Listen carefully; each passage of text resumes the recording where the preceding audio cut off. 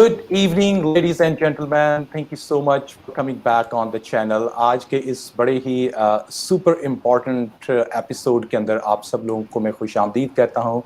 From my side, I'm Adnan Sohail from Dubai, and I'm going to be your host, moderator of this program. और मेरे साथ आज के इस show के अंदर बड़े ही respected, बड़े well experienced people are going to join me, and today we are going to talk about these things. मेरे साथ हैं Zoya Usman, she's from Abu Dhabi. I have got Bashir Khan from Lahore, Pakistan, and Saira Akram also from Islamabad, Pakistan. Welcome everyone. जिन लोगों ने अभी तक अपना express किया था intention that they are interested to join this session, they have registered themselves over online, and I'm sure that they have received the link. Probably they will be watching it. In case anyone will be missing, recording of this show is going to be available online. तो कभी भी आप बाद में आकर इसको देख सकते हैं. हमारा topic जो है, very simple thing, that what we are going to talk is about education. So I wish, I hope, and I expect by end of the session, what you people will take out from here, that is how to make right choice about your career, about your education. Because I have seen this thing that a lot of people struggle with this thing seriously, whether are the parents or these are the individuals, people struggle with this thing. So this is exactly the thing which I wish by end of the session, हम इसको यहाँ पे discuss करेंगे और इसको आप यहाँ से सीख कर उठेंगे. Let me quickly introduce my panelists. उसमें हमारे साथ हैं Saira Akram. Saira Akram, I would like to share my screen. All right. Here we go. So, Saira Akram, she's a certified career and guidance counselor based in Islamabad, Pakistan. Overall, she has got plus 13 years experience as an educator. She's head of counseling department at Westminster Academy, Islamabad. She's alumnus of 13 international counselor training programs from UK, Singapore, Germany, China, United Arab Emirates, Qatar, and Sri Lanka. She's active member of USEFP, British Council. And she's also, she's also the co-founder of FYR Advisory. Welcome, Sarah. Thank you so much, Adnan, and it's an honor to be here today. And this is a very important topic that you have picked, and I really hope that our audience are going to benefit from it, whether they are educators, whether they are students, whether they are parents. And I'm looking forward to learning from my fellow panel members here as well. Thank you. Thank you. And next one is, again, a respected guest, Zoya Usman Siddiqui. She's CEO and founder of My Pursuit Path, company based in Abu Dhabi, Dubai. She lives here in Abu Dhabi. She's a certified career coach. She's a public speaker. She's HR consultant, human resource consultant. Previously, she has worked with Sundus Recruitment. She had been training and development lead with Abu Dhabi University. And voluntarily, she has worked with Nawafiz, which is an Abu Dhabi-based company which offers different people who are coming to look for a job. So she was helping them to how to write CV, how to search for the job. Zoya, most welcome. Thank you very much for such a lovely introduction. I'm honored to be part of this expert panel that we have today. Thank you very much. Looking forward to it. Best comes at the last. Bashir Muhammad Khan, Manager Career Services from Lahore, Pakistan. He's joining us. He's Manager Career Services and Student Affairs at National University of Computer and Emerging Sciences, which is one of the favorite things. I'm thankful that Bashir ne time diya. We would love to talk about the emerging sciences stuff with him. He had been previously Manager Academics and Administration at the University of Lahore, Deputy Manager of Admissions and Marketing at Information Technology University, Assistant Manager Admissions and Academic Affairs at Rifa International University, and another great work experience for over 12 years. He had been the part of Lahore University of Management Sciences LUMS as admission officer. Warm welcome, Bashir, aapko bhi. Thank you so very much, Adnan, for this wonderful introduction. And it's a pleasure indeed to be part of this August panel. Great. So I will leave up to you people. Zoya, please थोड़ा आप बताइए अपने बारे में, like how is the overall journey of your career, how you landed, और कैसे आपको ये inspiration in this younger age that you should go and advise people how to make a better career? Actually, that's a quite interesting story. I was like all of you guys. I'm sure that many students and professionals and fresh graduates are listening to me. So once I graduated, I actually did my bachelor's in finance, majoring in finance, and then I went for MBA in HR. So at that very moment, I did not have this thing in mind that I would do my master's in HR, because at that very moment, I had this intention that I would pursue my career in finance. But once I started doing internships and I had an experience, a little bit in my home country where I was doing my bachelor's, I decided, and I felt, I decided not to move in the same career. I decided this is something which I'm not made for. And that's where I found that I had an inclination towards HR. And that's how I decided to move for MBA in HR. So I did it from Abu Dhabi University, from over here, because I'm currently residing in Abu Dhabi. Apart from that, I basically did consulting in HR. So I was part of a recruitment firm, Sundus. It's also a consulting firm where I was basically doing different consulting projects in both public and private sectors. Mainly my domain was in HR transformation. And if you ask me that how did I come up with this career counseling thing, so it's interesting in a way that I was a sort of person who always used to take the feedback of the people around me. So when I was studying, when I was, doing my jobs and even studying, when I used to give my presentations at the university level, as you usually do, my colleagues and my instructors, they used to say that, Zoya, you can be a good counselor, you can be a teacher, so why don't you go for a PhD in HR and aim for teaching this subject at a higher level.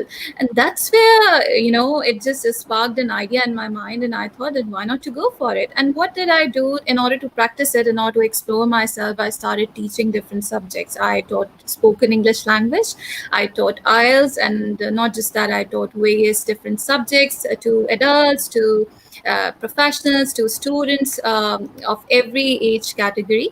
And that's how I decided, and I found that this is a skill that I have, which was latent for some time period until I discovered it. And after that, I found out that LinkedIn is a great platform where I could showcase my strengths. And basically, it was an outcome of a meetup where I met someone and he guided me on this thing that why don't you show your existence, what you can do, what are your strengths. And once I went into it and I ventured into this initiative of my pursuit path, which is actually a career counseling platform, and now I coach people, I had this thing in mind that if someone can guide me on this thing which was missing in me, and I wasn't having the right strategy, though I had the skills, I had the potential, but I wasn't having the right strategy to pitch my abilities in front of the people, right? In front of the world, professional world. So once I got it, then I decided, then why not to counsel people on the same thing? Maybe they are missing on those things which are essential for them, just one or two things. And if they are guided rightly on that particular aspect, they can explore a lot of opportunities for them. So in a nutshell, I would say this is my story, and this is how I started coaching people. Thank you so much. Over to you, Saira. आप बताइए थोड़ा अपने बारे में, how you landed into your career and what you are doing nowadays. Sure, Adnan. So my story is somewhat similar to Zoya's. And I believe that in our times when we did our graduation and we were fresh graduates, we were clueless actually. There was no guidance, there was no professional mentorship, no counseling at colleges or universities. So I did my bachelor's in business administration. I specialized in finance. I taught my class and all, but still I couldn't find myself a fit into the finance field. So I changed my career in masters. I moved to marketing, field of marketing as a specialization in my MBA. And as a fresh graduate, I was clueless. I had no idea what to do. I remember in the first 5 years, I changed 7 jobs. So I switched from marketing, and then I moved to advertising, and then from advertising I moved to the education sector, where I was actually in the administration. I was the admission officer at Bahia University for 2 years. I even taught university level students, but still there was always this question mark. And then I started writing as well. I did freelance writing for quite a while, and tried to explore the creative side of my personality. But then I ended up in a private school. I started my training as a counselor. I traveled a lot, and these travels and going out to the universities, meeting university representatives and teachers and students over there, that really opened my mind. And that was when I came to realize that the world is much bigger. And apart from a few names that we knew as students when we were doing our university, I realized that these universities out there and these opportunities have always been there. The only problem was that there was nobody who would guide us and who would become a bridge between these opportunities and the people who are potential recipients of those. So that was how I started my career in counseling. And yes, I understand that it becomes very challenging at times, but it's very satisfying, because at the end of the day I'm helping the youth. My work now at Westminster Academy Islamabad as head of the counseling department is basically directly involved with teenagers. I work with students who are doing O levels and A levels. I start their counseling as soon as they join our O levels program. So they are barely 13, 14. I believe that is the right time when you start guiding children about the career options. And this is basically equivalent to, I'm sure you know, metric and FSC in Pakistan, or you would say American high schooling. And there are a lot of different aspects to this role, which I will definitely discuss later. But this is how I ended up in counseling. And now I feel that I have found my calling, I have found my path, and I really hope that I can help the youth find it as well. Amazing. Warm welcome to you also, Saira. So next, let's move to our next respected panelist. He is Bashir. Bashir, please आप बताइए थोड़ा अपने बारे में. I know that you have a lot of things to tell, because I know that you are having a very splendid history of your work experience जो मैं पहले देख रहा था. So in nutshell में बताइए कि आप कैसा आपका जर्नी जा रहा है as a student admission manager, admission counselor. बार बार आप स्टूडेंट्स को मिलते हैं, और definitely people come with different mindset. So थोड़ा अपने बारे में बताइए, एंड थोड़ा अपने प्रोफेशन के बारे में please. Well, thank you, Nan. Actually, my story is altogether different from my two panelists, because what I had planned was not what I did, I achieved. In fact, back around a decade, when I joined LUMS, I had this potential. My supervisor, my bosses, I find this thing that I'm very good counseling, and guiding people, particularly the students. So I was specially, sent to, the place, the inquiry office, where used to people, students, parents used to come, and they seek guidance regarding the programs, regarding the career path. Although career service was not as a part now, it's an altogether different department for the admissions. However, I spent there, I kind of developed interest in all these areas, and then moving onward, after this much time at LUMS, then I moved to Itva International University, where I had a bit of different role, but still it was altogether related to students, because interacting with students and guiding them, servicing them, I mean, that's something my passion. So I kept all my services related to the students, and then I moved on to another university, I2 Information Technology University. There I again stepped into the admissions and marketing team department, where my role was again, there was a small department called Career Services Office, where I used to contribute apart from my admissions and marketing activities, because this is what area that although not officially but somehow unofficially I used to contribute to the department and that particular section. My current job is obviously the one. I started students counseling about their admission, their academic careers, which program to choose, where to go. You have this particular discipline, you have this particular background. So what exactly area you need to choose?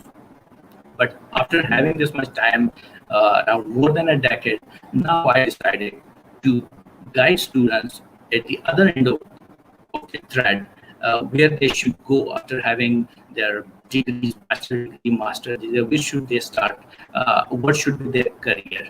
So this is how I ended up, in getting into the career service office. I'm looking after the career service office with the team, and this is what I'm doing, like to guide people. And people have really issues with this particular area, what to do, because there are people that they take decision, they opt their program as per the wishes of their parents, not of what their gut or their intuition is asking them, what they excel at. So I think this is the area. Although I would like to just add a few things.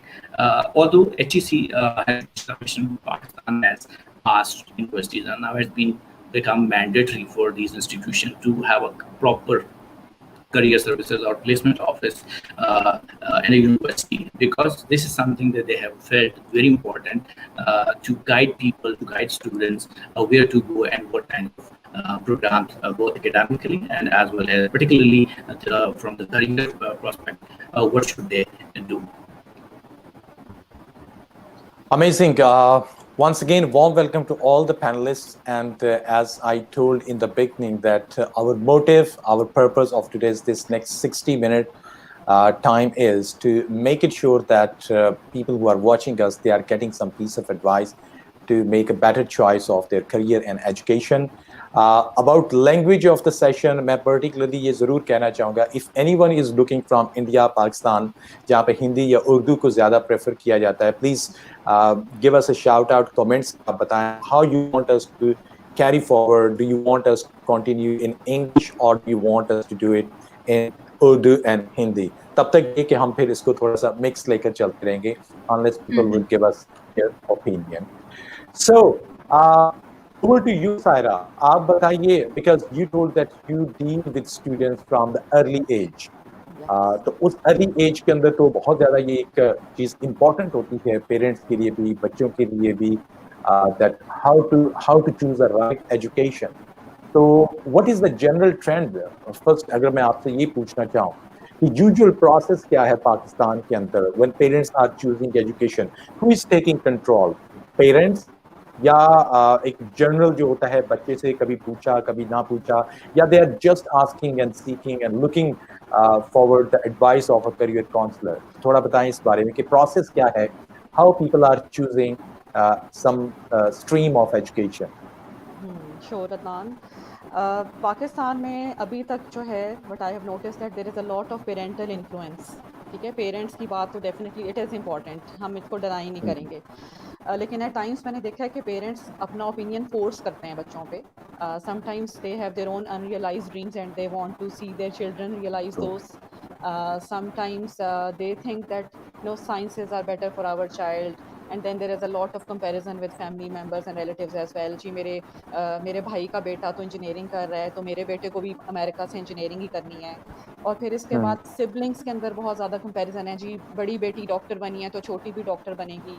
And then there is this doctor and engineer complex, I would say, that still in this time and age we have to listen to these concerns from the parents. और अभी currently जो है, although yes there is this realization that career counseling is important और private schools में तो इस पे बहुत focus किया जा रहा है, लेकिन अभी तक जो है ये decisions जो मैंने influences आपसे share किए हैं, social pressures and parental pressures and comparison with siblings and comparison with relatives, ये ज़्यादा dominant हैं. So I think कि जो parents की जो involvement है stage में, I always tell my students and parents as well that parents always know what is the strength of a child. They know whether their child is good in math or English or drawing or art or speaking or communication. they can always guide their child that, okay, beta, this is your strengths. You should focus on this area and try to find a career which is going to highlight this potential of yours, right?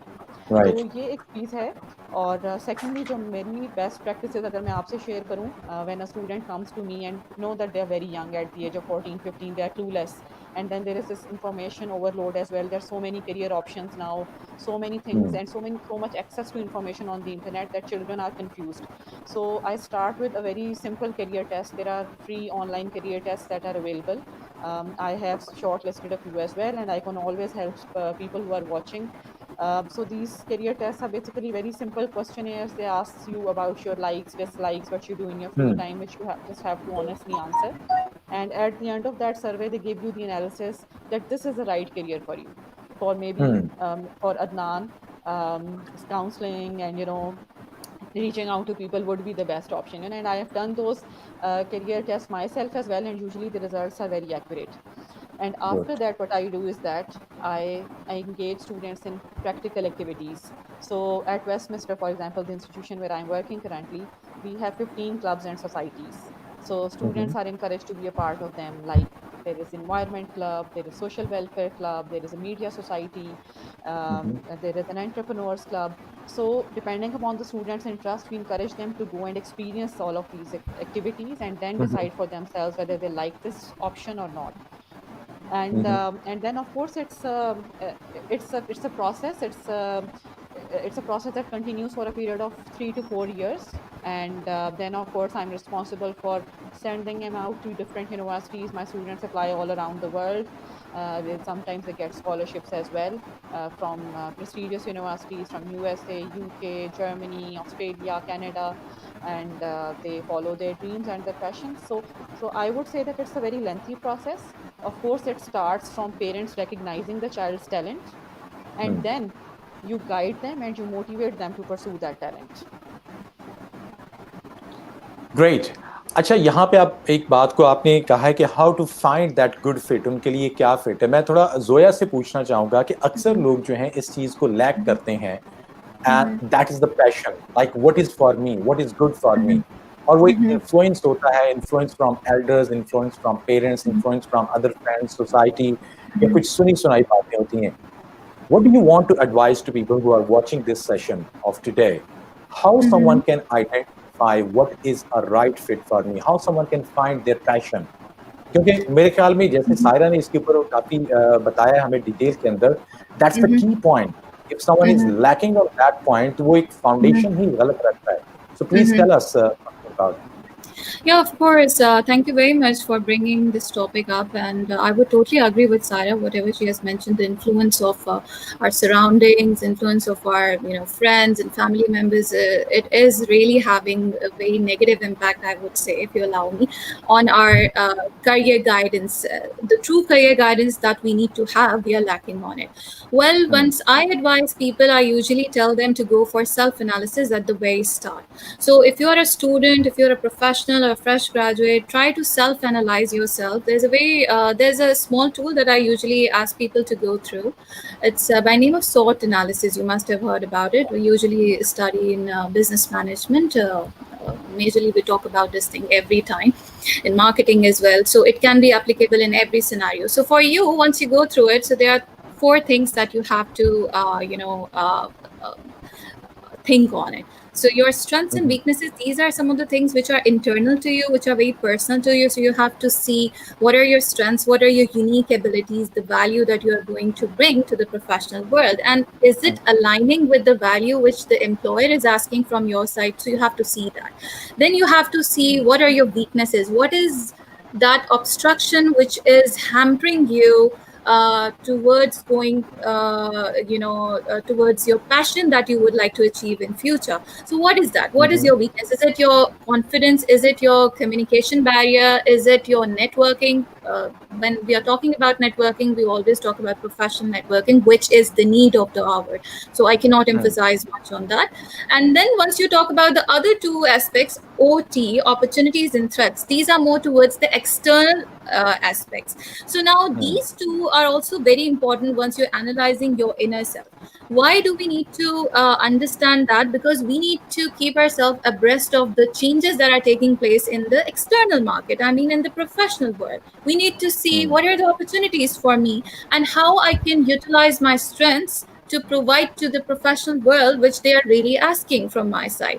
So I need to see what type of certifications are required currently, what type of tools I need to be equipped with in order to excel in this particular domain. Let's say I want to be a HR professional, then what type of softwares I need to be having knowledge about, what type of skills should I be carrying with me, soft skills, both technical skills. So this is how you are identifying the opportunities for you. So again, it's kind of like roadmap that you are crafting for yourself before heading towards the right profession. And then once you talk about the threats, so threats again, I usually advise people, students, everyone to have a contingency plan. As you can see right now during this pandemic phase, that was a threat actually. And it was, it didn't announce that it would come. It just appeared unexpectedly. So that is the case where we have to prepare ourselves, in terms of the proactive measures, I would say. So where's the contingency plan? I could see a lot of professionals during this time period.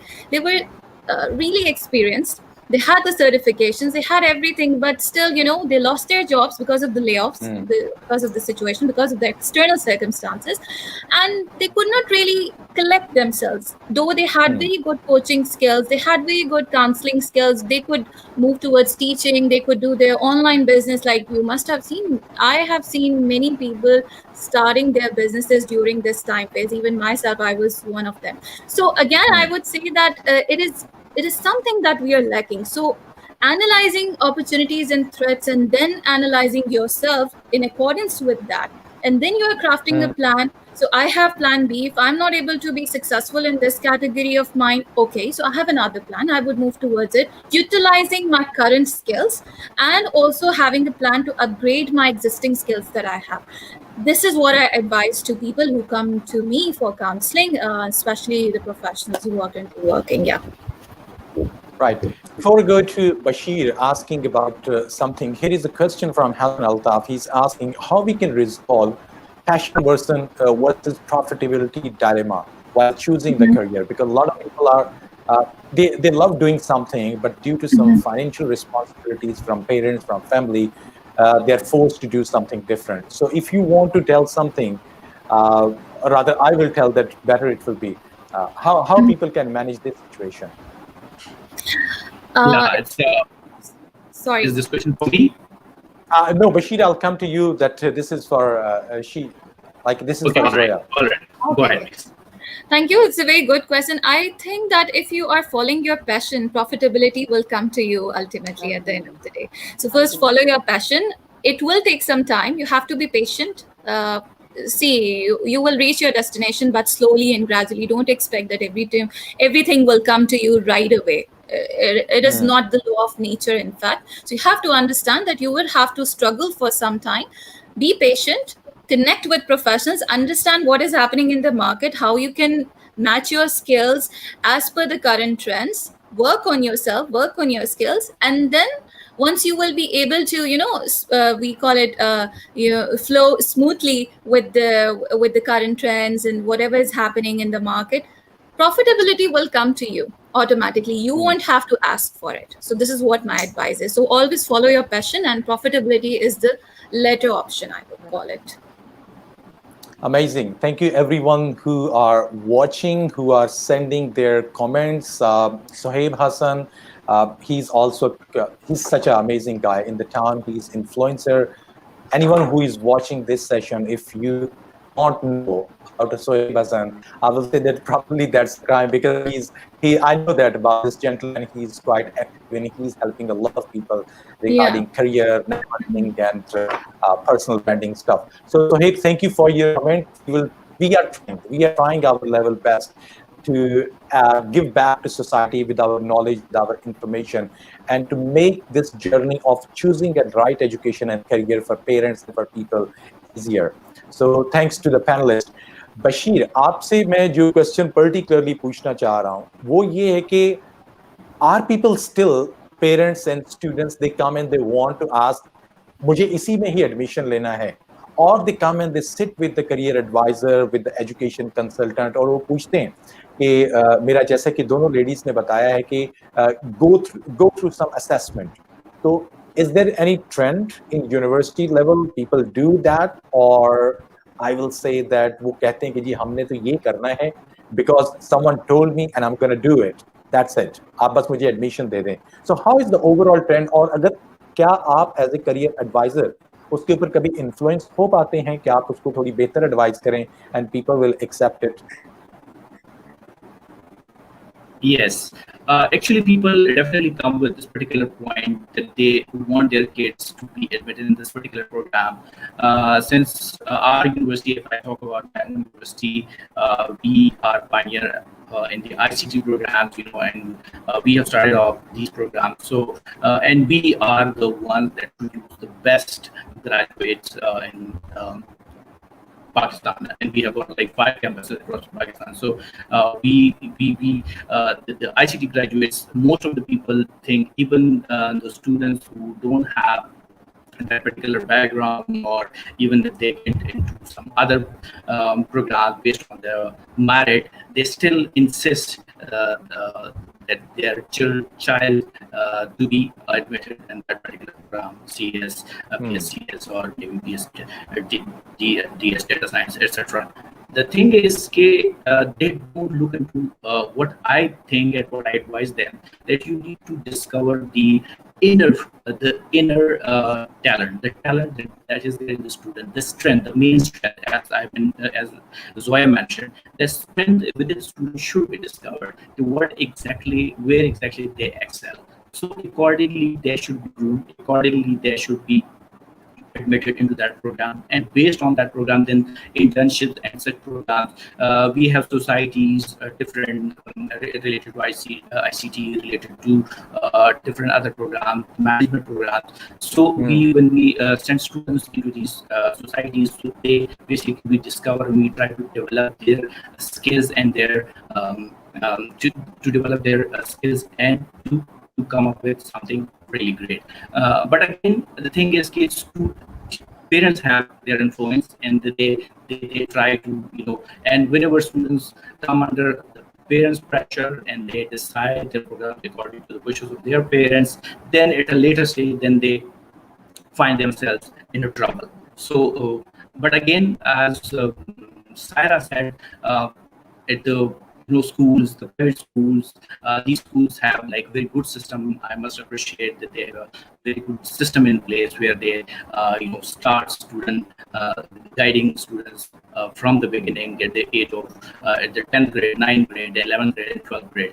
But when we compare this particular situation with the government schools and the majority of the population, they lack facilities. So they don't, when they come to, when they enter university, they have these problems, and they really find themselves which option, which program to choose and opt for. Right. Coming back to Saira, here is a question from Minal Irshad. She's asking, I just started my A-levels commerce, but I'm still not sure about what I want to do in the future and how to decide in this type of situation. And this is not only with Manal. I have seen a lot of people who are facing this uncertainty dilemma कि वो कुछ भी choose कर लेते हैं due to the parents' pressure, due to the friends, like they want to go in that thing, but still they are unsure that what they will become after that and why they should do it. So can you please tell a little bit about this? Okay, so I believe that Manal, if you are already taking commerce, it means that you have decided for yourself that social sciences, business, and commerce is an area where you feel that you can excel at. So ask yourself, when you are studying 3 subjects, for example, in A levels, what is your favorite subject? What do you enjoy learning the most? Or when you start preparing for exams, which is the first book that you open to prepare for exams? So that would answer, I think, 50% of your questions and the concerns that you have regarding your future. And when you really enjoy what you are studying, then definitely you will enjoy to make an academic and later a professional career in that area. I would also encourage you to go for some internships, go out into the world, see what kind of work do finance professionals need to do an internship at a bank or do an internship at a hospital, engage yourself in social work, because when you read about something in the books, it's actually quite different from the reality. It is actually quite different from the practical experiences. So I always tell my students to do at least 2 internships during their high school career, and that internship experience and exposure to the real world really helps them to understand what kind of career do they want. And also, there are a lot of universities out there that are offering international summer programs for students, and many of them are even fully funding the educational experience. So Hmm. you have this opportunity to actually go to universities like New York University, Harvard, Yale, Brown, Princeton, Hmm. Ivy League universities. They are fully funding the summer school experiences for 4 to 6 weeks. You can go there, you will stay there, you will study from the professors over there, you will interact with students from around the world, students who are like minded. And then when you come back, I have seen that usually students, they find their direction after that experience, and they become more confident, and they are more aware of all the possibilities that are out there. So engage Hmm. yourself in these experiences, and then you will have your answer. Right. I was reading somewhere Bill Gates said that the world is getting better because there are a lot of changes are happening and progress is coming faster than ever. And like now, I want to go to Zoya and ask that people who come with this mindset that okay, I went to a university, I have done my MCOM, I had done my MBA, and after that I know that during the time of university professors they gave them this kind of hopes that the moment you will leave the university there are multinational companies waiting for you, just go, you will become the manager, you will be having great career opportunities there. But the actual world is different. This is what we are seeing today. But let's talk about after 5 years, this generation who is just starting now their university degree program, or those people who are at the stage that they what they should study. Should they go for that traditional, conventional style of education, become a doctor, become an engineer, or at the third place they want to keep the chartered accountancy, or there are some new professions are coming up? What they should do, please. Right. Thank you very much for asking this question. It's a very great insight, I would say, once we will discuss about it. Well, you see, students and even the fresh graduates, I would advise you to research ahead. See what you have to do or where you want to see yourself in the next 5 years. Research on the skills, on the industries, where they're heading, what is the growth trend in that particular industry. Let's say you would like to pursue your career in finance or in HR, so Hmm. research on it a little bit and see, is the industry booming or is it going down, or what type of skills are really required in that particular field. Are you really working on those skills to make yourself ready to face the challenges that you will be having in that particular job position of yours, whatever you Hmm. have in your mind. This is one thing. Secondly, Adnan, I would like to mention here one more thing.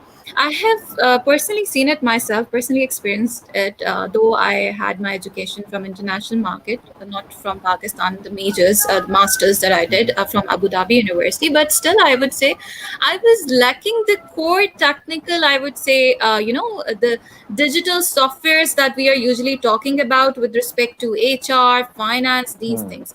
Right now, as we are talking about digital transformation and the things are changing rapidly, we are moving into, as we talk about this revolution where mainly we are moving into transformation, and everything is Hmm. based on robotics and artificial intelligence.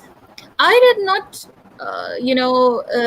know anything about how the softwares are working until I researched on it myself, or I Hmm. entered into the job world and I saw it myself and came to know, okay, so this is the software which we use for human capital management. Now, why educational institutions are not providing even the basic knowledge about these things. I mean, if I'm getting my master's in human resource management, it's all right. I'm going through case studies. I'm, learning about the application methodology, the logical reasoning, everything. I know what is happening. in the, because we go through different cases, we study cases and we solve them. This is how the business environment should be, this is how the organization behavior should be, teamwork, leadership. This is all I understand. Okay, this is applicable to some extent in the real world, but what about the technical expertise? I did not have anything. And now what I see is majorly big companies, multinationals, or big brands, if you talk about them, once they're hiring people, even the graduates, they are asking you to have a little bit expertise in those softwares, at least knowledge of that. And once you're entering into that interview stage and once you don't know about it anything, you are incapable of talking about it. So I would say that please, this is a very humble request to all the educational institutions over there. If you can, if you are listening me, kindly please take steps on this thing. This is really important. Please advise the students to move towards this digital trends, because nowadays everything is changing. We are way ahead of this conventional methods of learning and teaching. We don't want this, the theories that we used to study about entrepreneurship, organizational behavior, these things. Nobody is going to ask us in the professional world. They want to see what work we can do. If we have that skill, only then we are going to be successful. Otherwise, we are not going to be successful anyway. So kindly please focus on that. And I would also ask the students to please research on these things beforehand. If it's still, let's say you are in second semester, third semester, still have 2-3 years, you are lucky that you have some time to explore yourself and see the skills, see the trends, how industry is moving, what type of things you really need to work on from now on, so that for 2-3 years you will be working on it and you will be in a position to talk to a professional who has been working in the industry for like maybe 5-6 years, and you can have a good talk with them. By good talk, I mean you can exchange your thoughts, you can learn from them. Let's say they are talking about a software, and at least by researching, you are at that level, you can understand what lingo he is using. I mean, so, be at that stage. Try to come to that stage. I wasn't really fortunate to reach that level when I was studying, when I was doing my master's or bachelor's. But as I progressed in my life, this is what I learned. And this is what I would advise to students from now on. Please don't take it lightly. This is really important. Keep yourself abreast of what is happening outside. Yeah. So this is all. Thank you. Amazing. Sarah, do you want to add something on this point, or should I ask you the next question? Actually, you briefly touched the doctor versus engineering complex, and I really want to touch that today. Please. Yes. Because I did some research into it, and I come to realize that basically when we got independent, when Pakistan got independent in 1947, that was when we actually needed three people, three experts, or three categories of professionals. We needed doctors because there was a huge population and we had to take care of our people. We needed engineers because we had to build the country. And we also needed armed forces professionals because we had to protect our borders, right? True. So that is where this complex has actually driven from. That is when those three careers were very well respected, very well sought after, and they were the need of the time, right? But now we are in 2020. Times have changed, the needs have totally changed. What Pakistan needs now, we need experts in social sciences. We need people, we need psychologists, because mental health is something that we witness every day and it is not being catered to, right? We need people who are economists. We certainly know what is happening with our economy. So we definitely need think tanks. We need people who are experts and professionals. We need social workers. We need entrepreneurs, right? I always tell my students to don't have this job seeker mentality. Become a job creator, right? So there is a shift. We definitely need to focus on that. And if I would request the parents that if your child wants to do a bachelor's in economics or international relations, or even a field maybe like veterinary sciences, for example, or music and theater or fine arts, please encourage them to go for it. And because Pakistan needs people who are experts in social sciences. We have plenty of doctors and engineers. So definitely, doctors and engineers will always be needed. Yes, there is a trend in that area too. There is a shift in that area too. The careers are evolving, but the social sciences is a big question mark, and I really want students, parents, educationists to focus in this area. Amazing. And are universities, colleges, or even schools doing something extra to bring up this kind of passion in students of entrepreneurship? Like they should not just think that they are going to serve to someone, they're going to work for someone. So Yeah. what schools, colleges are doing, and the important thing which I want to ask here, that are people buying it? Are parents, students, they are accepting? If a teacher is telling them that no, you will not do the job, but you'll do for something else, then they will say that why I'm spending a lot of money to study in this expensive school. Yes, they are. They are actually, because I think sometimes we should not blame parents. At times there is lack of information, lack of guidance, even at their part. They are not aware of all the possibilities that are out there. And like Zoya very correctly, she put it out that when you follow your passion, money follows you, right? Hmm. Money actually automatically comes to you. Hmm. So I have had students. I'll share an example. There is one girl, and she wanted to do something very different. She used to love animals, right? So she did her bachelor's. During her bachelor's, she went for a global UGrad program to USA. Her specialization was veterinary sciences. She came back, and then her first job was paying her 100,000 rupees per month, which is like a very good salary for a starting salary in Pakistan. And her organization was also, they gave her a house, a fully furnished apartment. They gave her a Vigo to move the animals around. She was employed at a zoo, and then she has recently started her fully funded PhD from Turkey, and all of her educational living expenses is funded by the government, right? So what Hmm. that girl is doing is that she is following her passion. That was her love for animals, and she wanted to do something about it, and she's getting successful. And what would normally parents say in Pakistan if a child comes to them and say, Mama, I don't want to become a doctor, I want to become a vet. So there is this bias associated with that degree. So I can give you so many other examples, and I feel that trends are changing. But the careers are also evolving. I am encouraging my students to not just go for medicine now, explore alternate careers to medicine, like biomedical science, biomedical engineering, radiology, physiotherapy, psychiatry, psychology, paramedic science. All of these careers are also very, very sought after careers. Nursing True. is a profession. I feel that Pakistan is not focusing on that too much, right? Hmm. Hmm. So it's time that parents should realize that, students should understand that, follow their passion, and they will always find a way. And yes, I agree with Zoya 100%. What Pakistani universities need to do, especially, is that they have to transform their education system. It has to be more skill based. I remember I studied a course in e-commerce. It was, I mean, we had crammed all the definitions. What is e-commerce? It's buying and selling on the internet, this theory, that Hmm. theory.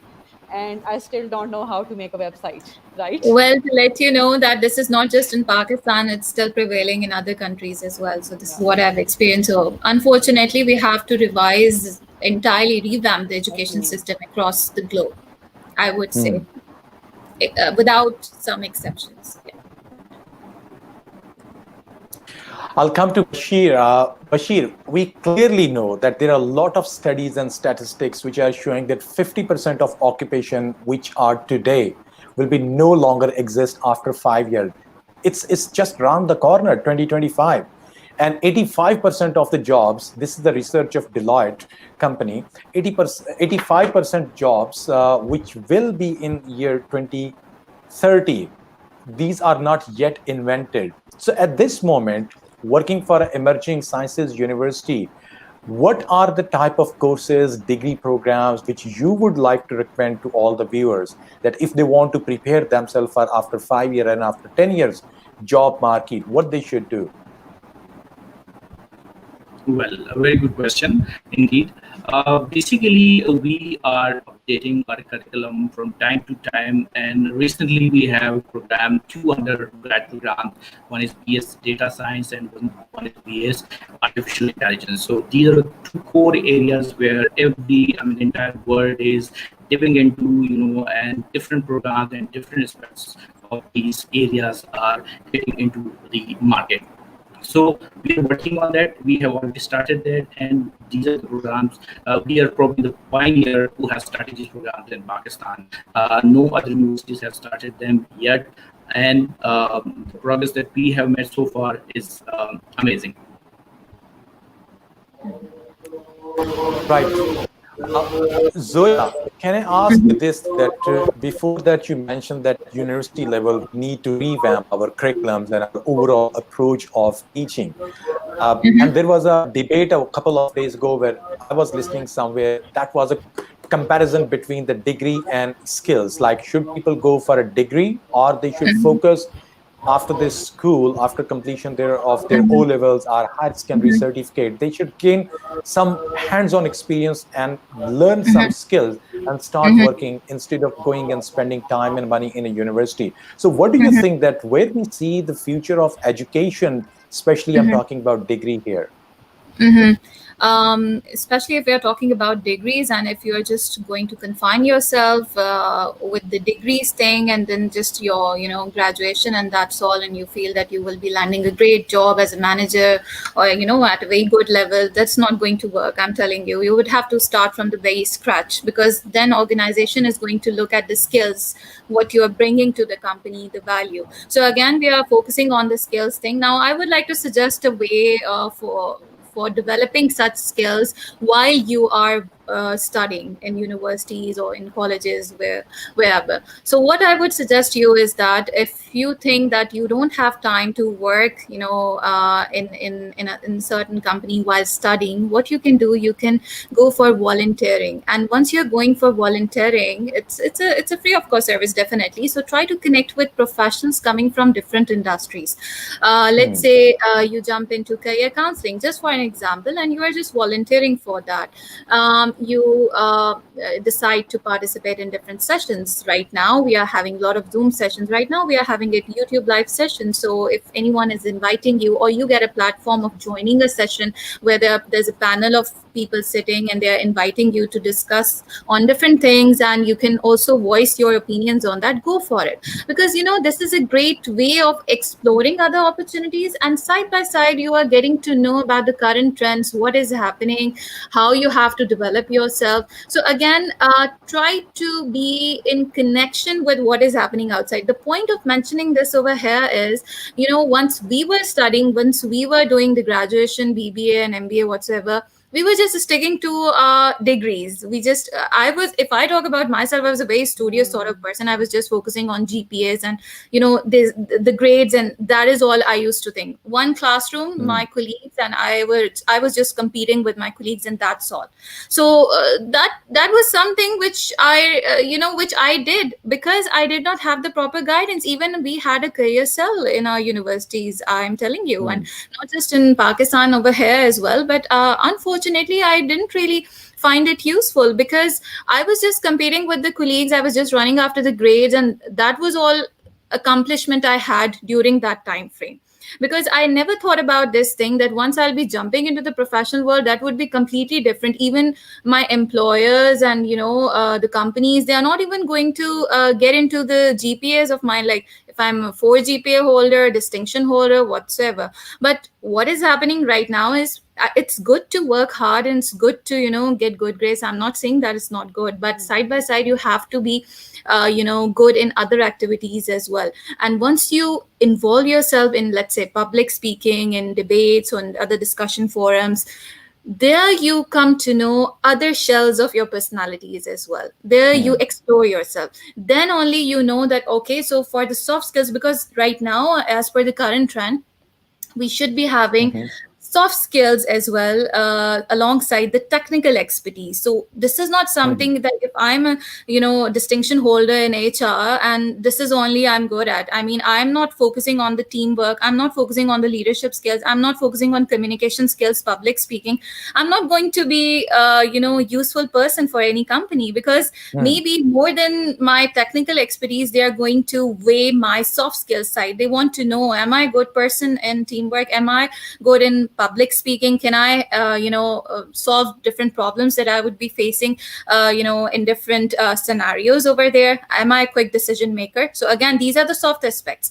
Nowadays, companies and employers, they are focusing more on your soft skills side. So I would advise you to go and research on the soft skills that are mostly needed in the companies. What you can do, you can go through different job descriptions that usually employees post on different job portals. Let's say you are starting to jump into professional world, you would like to work as a HR, let's say professionals. So you go through different JDs Mhm. and see what type of skills they're usually looking for, and it's very common, and you can see it everywhere in every other JD. And try to Hmm. analyze yourself and do the gap analysis and see these are your skills that you have currently, and if they are asking for communication skills, let's say you are not really good at that, so you need to work on it. So you would have to work out on the strategies and how you have to develop on them. I mean, again, Hmm. don't just confine yourself to one thing, the degrees, the strategies, the theories. Okay, I've learned everything, I know this thing. No, this is not going to Hmm. work for you until you know how you have to apply them. So again, Hmm. your communication and public speaking skills, these are something which are going to be forever, no matter how the trends are going on, even after 10 years, even after 20 years. If you have got the skill to present yourself in front of public and to express your opinions, your thoughts, you are good to go. And you should be having that. No matter how expert you are, if you're not able to speak what you think, what you suggest, you are just a failure. I'm sorry to say that, but this is the reality. So this is how we have to move in our careers. Yeah. I agree Understood. with Zoya. So, Saira, how do you make this thing? For this, Osman sent some comment that career is a choice we make in life. Career should be our passion. I speak with Right. parents. And whenever I speak with parents and I ask them that, okay, this is your 14-year, 13-year-old child, and now he's going to study the next level. Ask the child what he likes, and parents Mhm. simply say that no, child is so young, he cannot or she cannot foresee that what is good for him or her.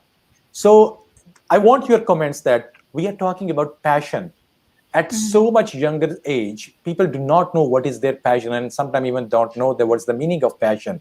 How to Mhm. make those kind of students and their parents convince that let us do this assessment for your child, and what is the acceptance rate, like people really go for that, or still they want to stick with their mind, whatever they comes in their mind, that we want to do this thing. All right. So, um, it's a very good question, Adnan. And yes, many times students they come to me, and they're very young, they're clueless, they don't know what to do. But like I said earlier as well, when I had a question from the audience, that I want students to be engaged in different experiences. How can you know Hmm. one thing is suited to you, or you might like it or not like it, until unless you Hmm. experience it? So the objective of a good education is that you create that sort of opportunities for the child where they can actually go out and experience those things. Of course, they are monitored and they are guided and mentored at every stage, but the more exposure they get, the more clarity they get. Parents, of course, when they see that their child is happy, their child is succeeding, the passion is translating and on the transcripts as well, he or she is getting good grades too, then of course they also become more confident about their choices. And at university level, I would especially give that advice. Like Zoya recently said that she was a very studious student. I was, Zoya, I think we were maybe soul sisters once, because I was just like Maybe you.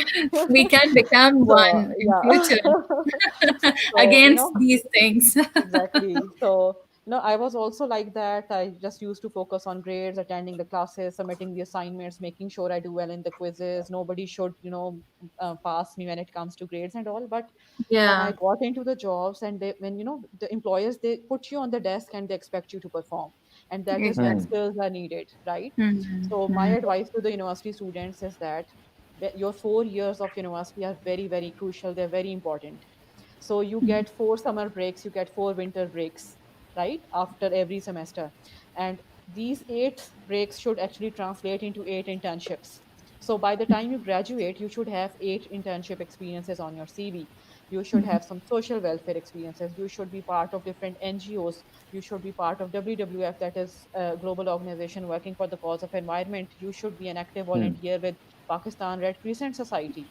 You should be working for women rights and child rights, and then of course for Hmm. these you will be engaged in public speaking, you will be engaged in a lot of activities, and you will develop skills and qualities that you would never develop in a classroom, right? So Right. this is what and then when you do a lot of internships, you actually build a lot of a very strong network too, a lot of connections. And these connections are the ones that help you when you start your career. So initially there was a question in front of us that People often ask that what is the job market like? How is the job market? Hmm. I feel that you create the job market. So the Mhm. jobs are always there. The need is always there. If I talk to employers, when I talk to people in the HR, they say that we put out an ad and we can't really find anybody suitable enough to work. So the jobs are there. I think that the graduates are not prepared to handle that sort of jobs, the challenges, and the expectations of a professional working environment. And they should work on internships. They should build their networks. And I can guarantee that by the time they graduate, they will have a job in their hand, which will help them initially. This Mhm. job and this employment experience definitely helps in the initial part of your career. You get to know how to talk to people, how to talk to seniors, how to talk to juniors, how to write professional emails. But after that, I always encourage students to go towards entrepreneurship, be a job Hmm. creator, create more jobs, become an entrepreneur, and have that ultimate aim in their mind. And even I started Hmm. Fire Advisory last year, and I because I wanted to have my own venture, Mhm. and even if it is a very small scale venture, I'm sitting in my home office right now, but still it is giving me the motivation I need to continue Exactly. this for the rest of my life. So Mhm. this is what I encourage all the students to go for. Amazing. Bashir Khan, uh, please just tell us one thing, that when people come to you and ask, and you are telling them those names like, okay, do some degree in artificial intelligence, in data analytics, in robotics. So these are non-conventional degrees which requires literally a lot of money. People are going to spend a huge amount of money on that. How to convince parent that this is the future, not just to go for that doctor engineer where there is a lot of competition. And over that, most important thing here was the comment of someone, Rahil Altaf probably. He said that solution is entrepreneurship instead of running after the jobs. So if you will tell to the parents that bring your child here, put them in a university for 4 years, spend 1.5 million to 2 million Pakistani rupees, and after that you have to do your own work. How we can convince parents on these two things? One, for those qualifications which are the future qualifications, I will say, and secondly, how to convince them for entrepreneurship. Sorry, I couldn't hear the half part of your question. Could you please come again? I'm talking about the parents who come to you. They want to get their child get admitted in the university. You advise them some future courses like emerging sciences, like artificial intelligence, or software engineering. Now, these are non-traditional programs. We can understand that its importance is there, and it's going to be the choice of employers after 5 to 10 years. But parents do not 100% understand and foresee this thing today, how difficult it is to convince parents that come spend money on this non-traditional education, and after that your child may even start his or her own business instead of working for someone else. I hope it Okay. was now clear. Yeah, yeah. Thank you. A very good question indeed. Basically, since as I mentioned in my earlier comment, that we are pioneer as far as ICT is concerned. So, can you hear me? Yes, yes. So, as far as ICT is concerned, we are the pioneer. So, whosoever come to us, their main focus is to get a degree in the computer science in the ICT, not as such other, because this is the top rated, the top merit program that we offer. And as far as our placement is concerned, so we have placements, alhamdulillah, were in the 500 Fortune companies like Microsoft, Facebook, LinkedIn, Amazon, etc., etc. So, and those, if we talk about the local software house market, 80% of the students, if not 80%, at least 60 to 70% of the students, the alumni are alumni who work there. Either they have their own startup, or they, I mean, the staff, the alumni work there. So it's their basically it's the parents' parents that they want their students to get into this program instead of any other, and this is a top rated program. So it's not that difficult because of this particular, because of this because we are known for it, and people particularly parents are very much aware of this fact that if their child is going to get a degree from fast National University Computer and Emerging Science, they are going to do very well. So for us, it's not difficult for them to convince them for the this non-traditional courses and degrees. So I mean, they are very well aware, and their focus is to they want their children to get into this program. And do universities offering some soft skills also along with while students are studying their degree program? Here is one comment from Usman is asking, saying that soft skills are equally important as technical skills. We mostly lack in soft skills and only focusing on technical skills and certification programs. And it's very true that in university level, especially we have seen doctor, engineer, whatever the studies someone is doing, so they totally focus on core education and they forget about soft skills. Are universities taking any initiative, or how it should be managed? How you convince parents?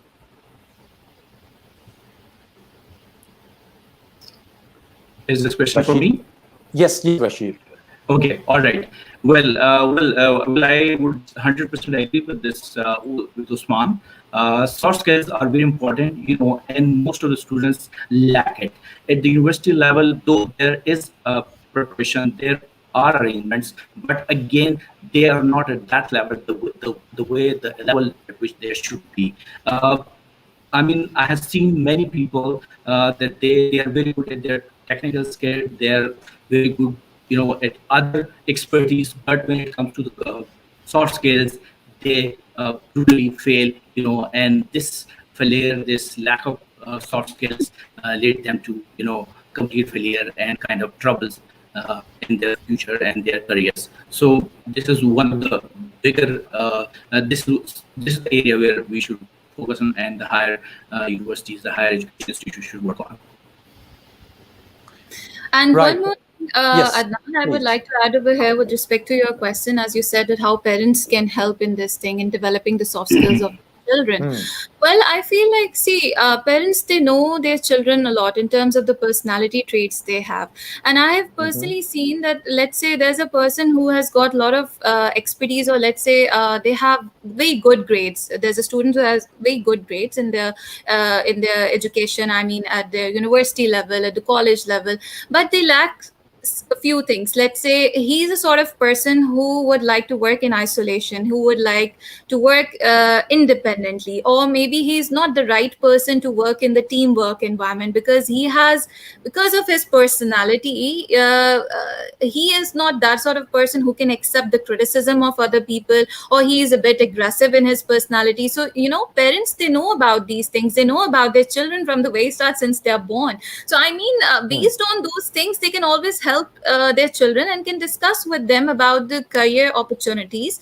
And also, I would say that effort has to be put in by the parents themselves as well, because they also have to see, like, as per the research, they have to do the research, and as per the practices, they need to see, like, if I am trying to put my kid, let's say, in the next 10 to 20 years in this profession, where I want him to be participating in business meetings, I want him to be an active team player, I want him to be a quick decision maker. Is he really having that personality where he can fit into all of these segments? If I feel as a parent that my kid is not up to that mark, and still he really needs to work on these aspects, and how I can support him as a parent, how I can groom him in these things, only then I can force him, or kind of like support him, or advise him to go for that career. If I feel that my kid is not having that sort of personality, he is good in isolation, he can work privately. I mean, he can run his own business. So entrepreneurship, running your own business, is the best opportunity for you, because see, we have variation in personality. We have introverts and extroverts. Though, as per the recent research, it says that introverts are better networkers. It says that, but again, if you feel that you are not that sort of a person who can go well with other people, especially in teamwork or with the organization politics and these sort of things, you cannot absorb, you don't have that sort of personality, you don't have to go for it. Just analyze yourself and your kid's personality as well, and see what type of career suit him best. Maybe he is just a person to run his own business, and he can go a very long way in that direction. So this is how I think parents can assess and advise their kids accordingly. Right. Beautiful.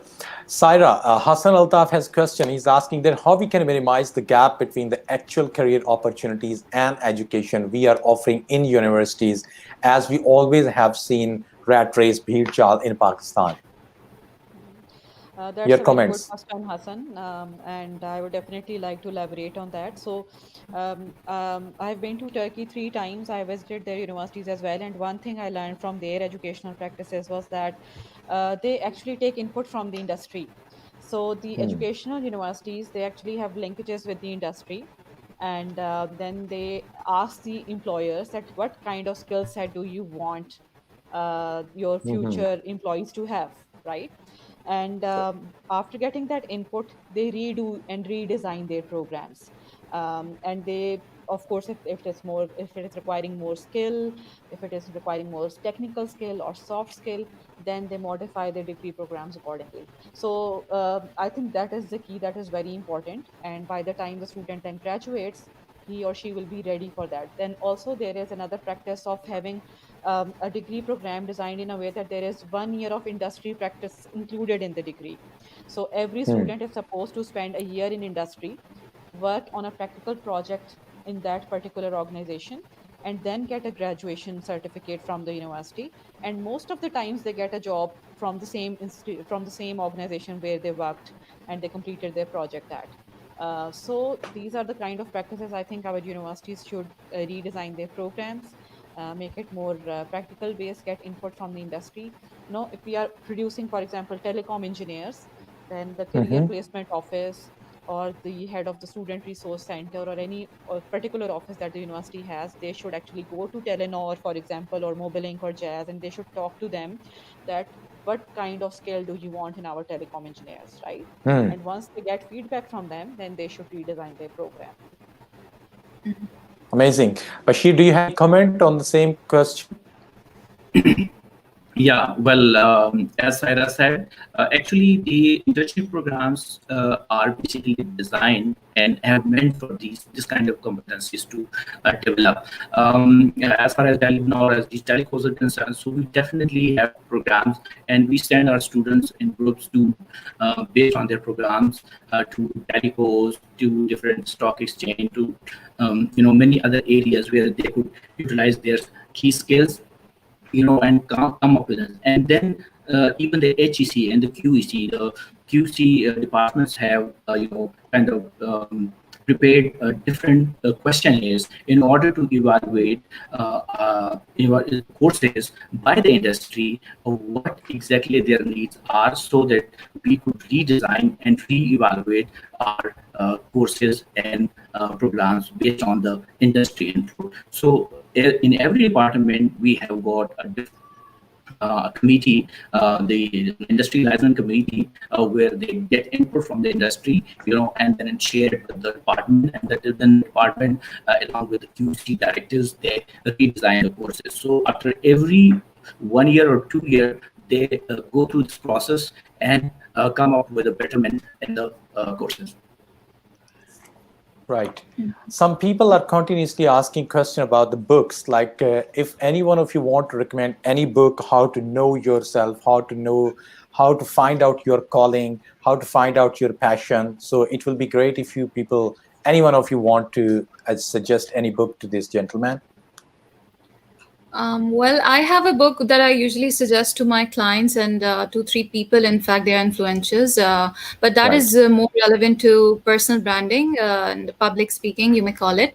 So, for that one, the very first book, it's the only book, in fact, because I'm not a book person. So, just one book that I would like to share with you is Forging an Ironclad Brand. It's by Mm-hmm. Lindsay Pedersen. She is actually, assisting people in personal branding. I mean, not just in personal branding, but how you have to build the right branding strategy for your business or for your own self. So you can also follow her on LinkedIn as well. She has got a lot of posts and things from where you can learn a lot. Apart from that, you can also follow Simon Sinek. You must be knowing about him. He's also, Mm-hmm. he has got some talks on public speaking and branding strategies, these things. And then there's another person who is also talking about public speaking skills, basically how to have that emotional connection with the people in order to connect rightly with your target audience. He is Eric Edmeades. So you can search on these 3 people. They are also having their Mm-hmm. profile LinkedIn. I know that they have millions of followers, so they may not respond you directly, but then you can always follow them. You can follow their content, and you may learn a lot from the posts that they usually do. So this is what I would recommend for public speaking Right. and personal branding. Yeah. Before I reach towards the conclusion of session, here is a question from Rahil. He's asking, and Zoya, I'm not going to ask like the future. I'm sure that future is we didn't see it, but today, do you think that the people who are coming out from universities today, especially coming Mhm. from Pakistan, from India, as you have experienced even look marquee, they are ready for the jobs of today? And of course, going forward, will they be ready for the future? Yes, of course. I mean, they are not really ready to get the job that they really want to have. I mean, the position that they're really looking for. But absolutely, I mean, companies are inviting people, fresh grads, Mm-hmm. because they would like to have more ideas, new ideas from the young lot who's going to enter their organization. So, as an internee or as someone who's just seeking for, the starting experience, you can always join a company and they would welcome you. But the salary and everything would be not to that level if you are thinking that you would just get the compensation package that you have in your mind, or you planned it, or you must have heard from someone. So that is not going to work. It will take some time. Get into an Mm-hmm. organization. If you're lucky enough to get a job in some good company, some brand name, I would say start with a brand name. If you're lucky enough, you can, again, I would say work on the strategy. If you have the right job search strategy, you can always land a job in a brand name company, right? And once you enter into it, explore the things, see how they work on different things, what technology they are using, interact with professional professionals over there, network with them, see the experience that they hold and how they are approaching different activities. So you would be having a great platform of learning. And once you learn, then after like 2, 3 years, or maybe after spending like 5 years, maybe you're in a good position to ask for something which you really want to have. So yeah, definitely for now, at least, I would say if you are equipping yourself with the right skills, with the technology that is required in the job world, Mm-hmm. and the right attitude, professional attitude, if you Right. have that, then only you are ready for the job world. Otherwise you are not. So this is what I would say.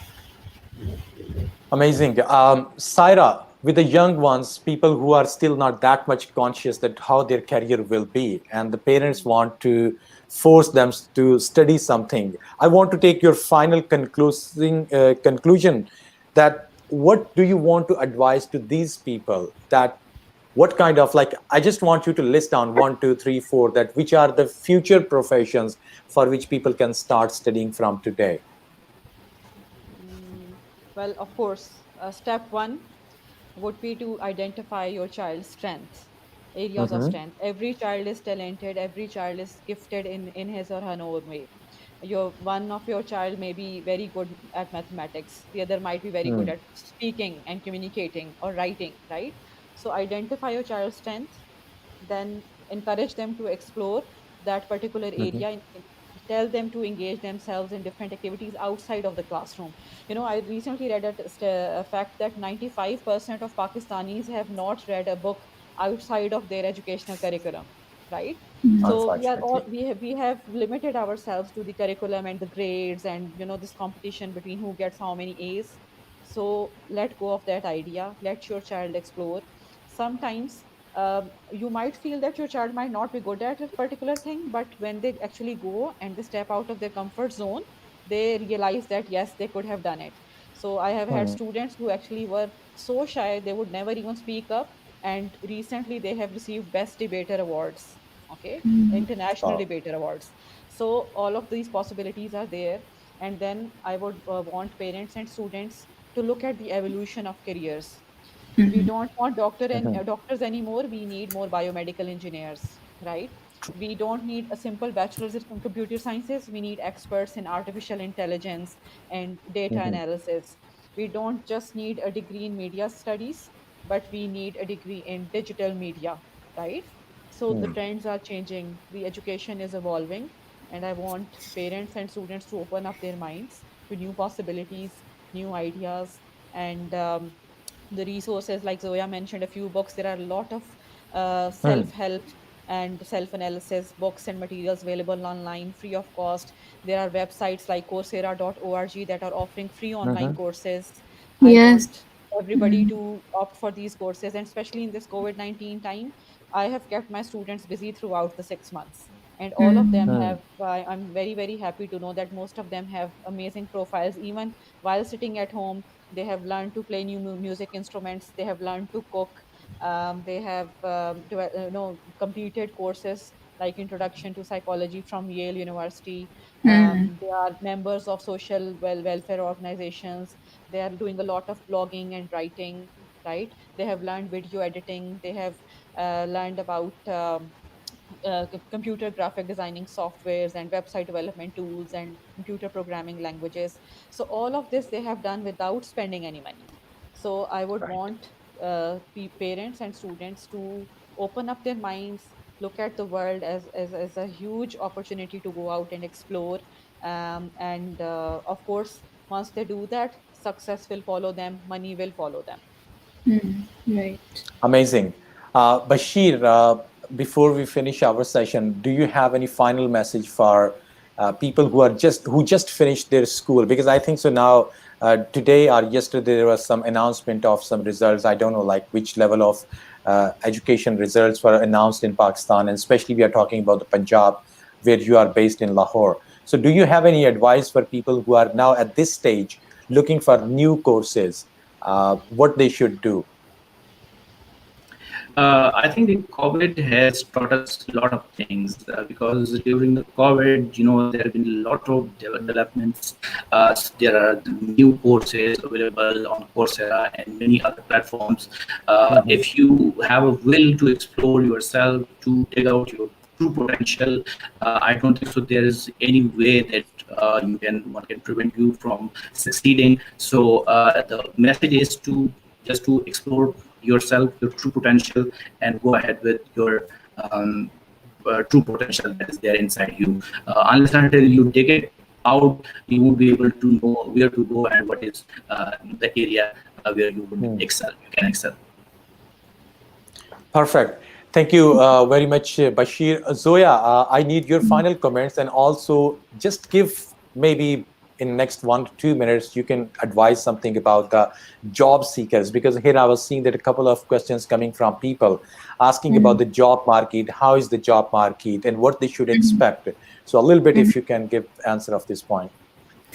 Yeah, thank you very much for this question. Well, see, professionals or job seekers, first of all, I would say that, see, today's time in the current era, you have to work on your personal branding. See, if you have got the skill, if you have got the expertise, and this is just hidden inside you, and you're not able to expose that in front of the people, in front of the professional world, the community, the network that you have on LinkedIn, it's not going to work for you, and you're not maybe it will work for you, but it will take some time, and you won't be that much successful in your strategy as you could have been if you were really active on LinkedIn and you adopted the right strategy of professional networking, these things. So first of all, I would say that use LinkedIn. It's a great way of showcasing your strengths. Even if you are a fresh graduate, you're just planning to jump into professional world, or you're a job seeker, tweak it, make it up to the mark as per the best practices. Write all the skills that are needed in the current professional world: soft skills, technical skills. Make your headlines proper, put your profile picture over there, put your banner over there.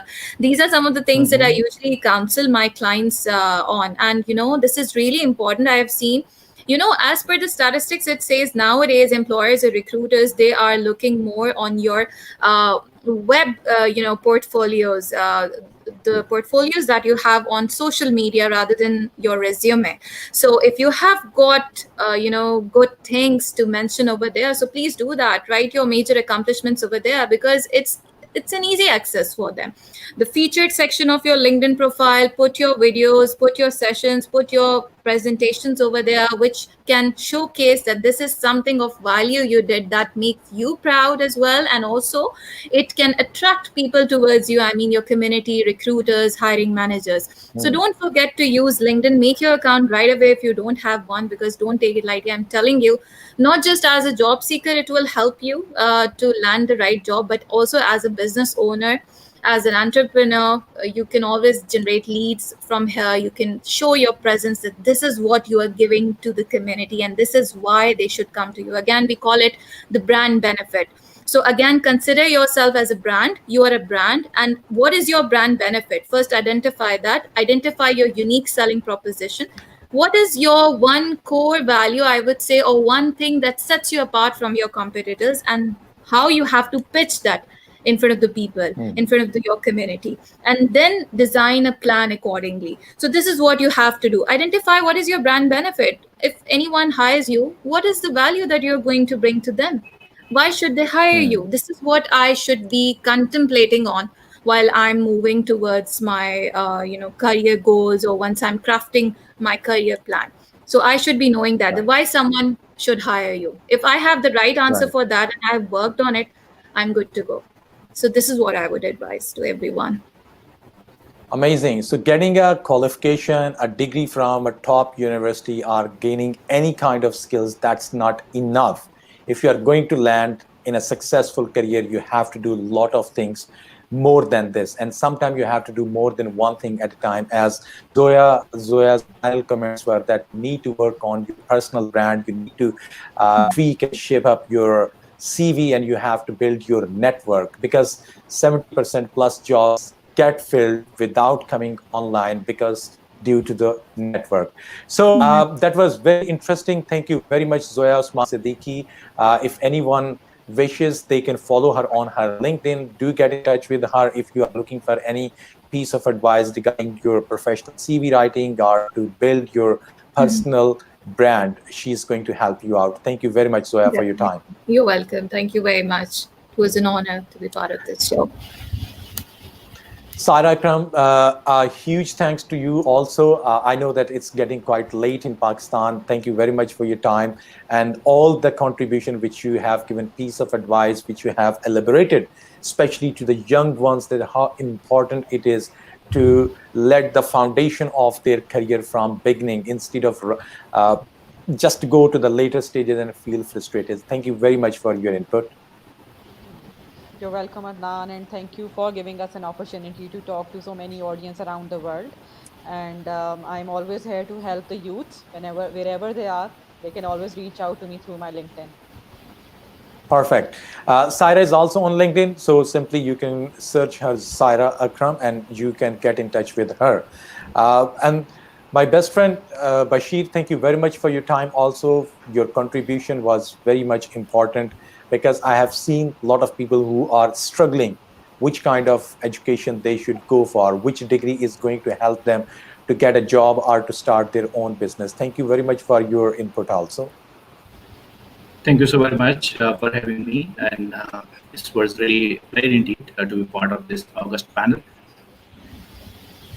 Indeed, all the people who sent their comments, their questions, thank you very much. You can follow all of us on LinkedIn, and we are always happy to assist you regarding your education and regarding your career. I personally believe that if I will be as a student or at a stage where I need to make a decision about my career, today's this session will be very much important and helpful for me to decide what is the best choice for my education or for my career. Certainly there is never going to be better time for youth, you people all who are watching this, because our future depends on younger people, your abilities, how you are going to deal the complex situation, how you are going to work together, how you are going to create a better world for yourself as well as for the coming generations. So wish you all the best with your education and with your career. In case of any questions, get in touch with us. Thank you, and we will see you next week with new topic and new guests. Goodbye. Goodbye. Thank you. Thank you. Bye.